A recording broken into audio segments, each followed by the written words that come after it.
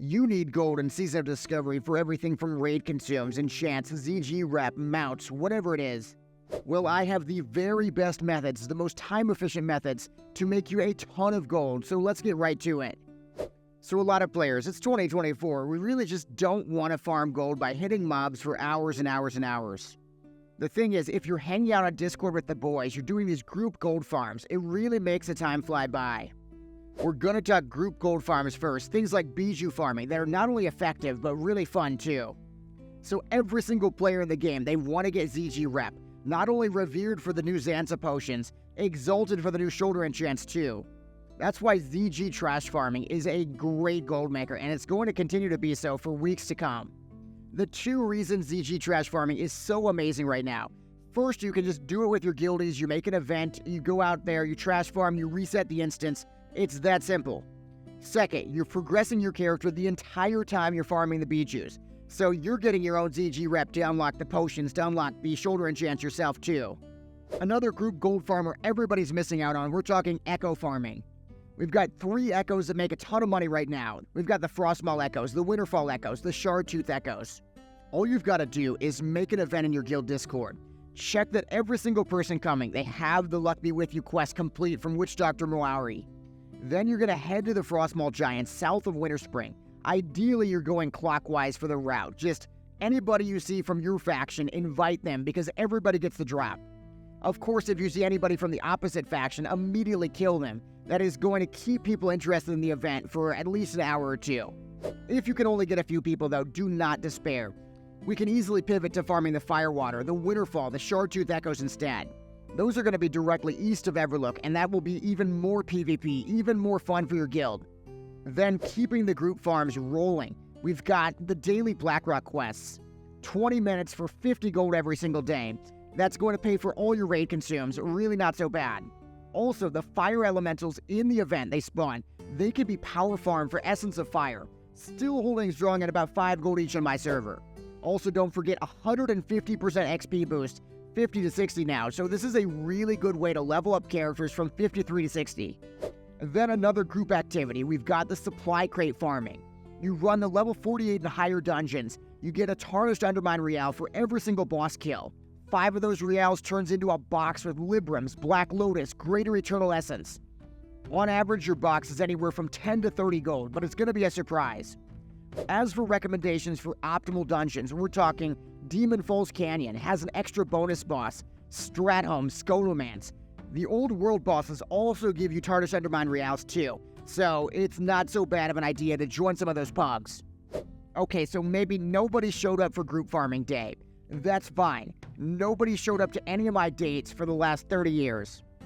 We can easily just pivot to farming alone in our room, doing some insanely strong solo farms instead. Golden Pearls for one, they're 50 to 70 gold each in my server. Plus you're getting some really good practice in for being an alliance in hardcore, grinding the Nagas and Feralis. Alternatively, why not Essence of Water farming from Toxic Horrors and Fellwood? Less competition, the mobs are mid-level 50. You could even use this to easily grind epic mount gold while you're leveling up a character to 60. But just a second, back to the Golden Pearls. Fishing is really another good option too. Rumsey Rum Black Label, 5 gold each in my server. Winter Squid is back to fishable as of September 23rd. Personally, I find this method too boring, but that is exactly why there is so much money to be made. There is a better way to make money though, and that is with services. So it is time that you join the dark side. For years, only the savviest players have profited from services like boosting, selling DMT buffs, summons, portals. But now it is your turn in Season of Discovery, especially with boosting. If you want to learn a specialized route like Duo Mage Stratholme, Lower Blackrock Spire, be my guest, but that's not my recommendation. My recommendation is those lower level boosts because there is insane demand but very little supply. I see a huge lack of boosters for RFC, for example. Level 8 to 17, every single Horde player needs this, and you can really do RFC boosting on any class, even a priest. Alliance, meanwhile, they can do Stockades boosting at 15 with literally any class, especially the Paladins, the Mages, they can really destroy Stockades. You could also offer SFK booster around level 23, though really the big money is Scarlet Monastery. Classes like Shaman, Hunter, Mage, Paladin, they can destroy SM Armory, they can destroy Cathedral, and you get about 12 gold per run from really hungry customers. If that sounds like too much effort though, one of the things I've tried for the very first time was DMT ID selling. So on Sun, everybody's paying 10 gold each. You can easily make 100 gold selling your DMT buffs. Here are 3 tips I learned from running my DMT business. First, it's not a business just limited to hunters. You can get one of your hunter friends, make a group, just pay a random hunter in Dire Mall that you find 50 gold. They can help you to set up an ID super easily. In my case, I made a 5-man Dire Mall group, and we just used that to set up a fresh ID. Second, you've really got to think date and time before you're going in. That way you can get way more customers in those peak hours before raids. Third, you've just got to consider working with a summoner and letting them keep the summon cut. A lot of people, they're just not going to buy if they have to run all the way out there, so you can really increase your customers. Speaking of summons, another really good business is selling summons. It is really easy to get 10 customers in an hour in locations like Kargath, Darkmoon Fair, Winter Spring, and they'll pay 4 gold each. I get it though, none of us have enough accounts to do all the work ourselves. One solution is to just get your friends, get your guildies involved. For example, last week we had a really fun night summoning players. If they didn't pay though, we had a rogue instantly kill them. That's the kind of guild activity that keeps everybody involved while you're making a ton of money at the same time. Another service that's making good money in Phase 5 is buying Librams on the auction house and then crafting those into Arcanums to sell in trade chat. People definitely still want Fire Res enchants or Molten Core and BWL too, and they really want Veracity and Focus enchants as well. You really don't have to go out of your way selling them either. It's just enough to have a few on hand for potential buyers. We also don't want to forget Profession Service Profit. Flasks are skyrocketing in price, so they're definitely a no-brainer to make for yourself, but you can also sell the extras.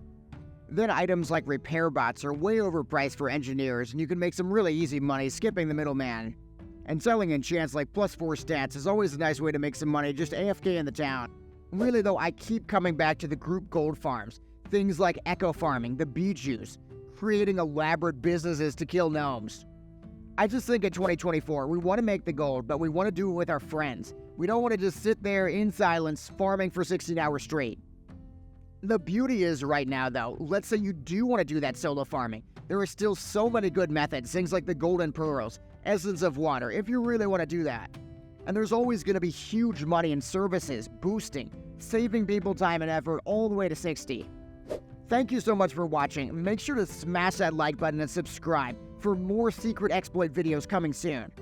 Click on my tips video next to learn at least one thing you didn't know yet, guaranteed.